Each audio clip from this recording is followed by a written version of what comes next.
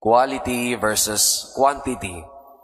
Ito ang pagninilay natin sa umagang ito sa narinig nating ebanghelyo ayon kay San Lucas.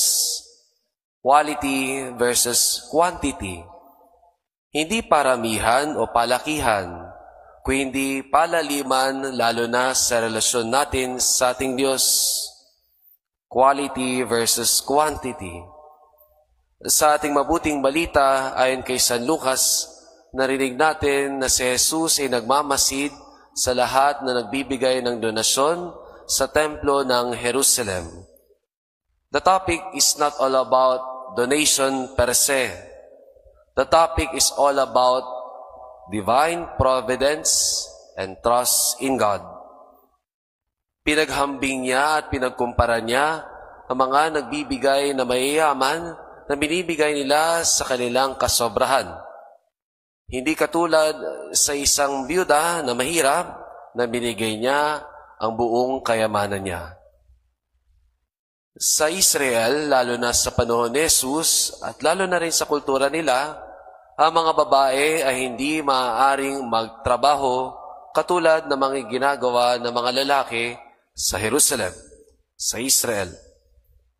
Isa pa na ang mga kababaihan, lalo na mga may asawa, ay nakadepende sa kanilang minamahal na esposa, mga lalaki.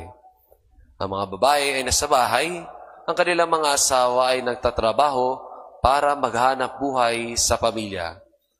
Kaya napakahirap pag ang isang ina o isang babae ay namatay ang kanyang asawa.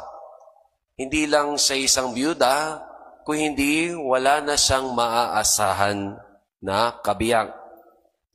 With that, the widow is not only a widow, but becomes a poor widow.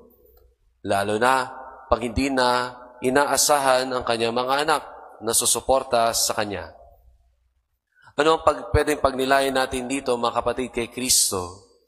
Quality versus quantity. Though the poor widow knows her situation, she offered what is best for the Lord. Hinandog niya pa rin kung ano ang karapat-dapat sa Diyos. Hindi tinipid, hindi kulang-kulang, buong-buo, lahat-lahat. And this is the invitation for us, dear brothers and sisters, today. When we offer something to God, quality versus quantity. Bigay ang buong-buo, ibigay ang lahat-lahat para sa Diyos. Amen.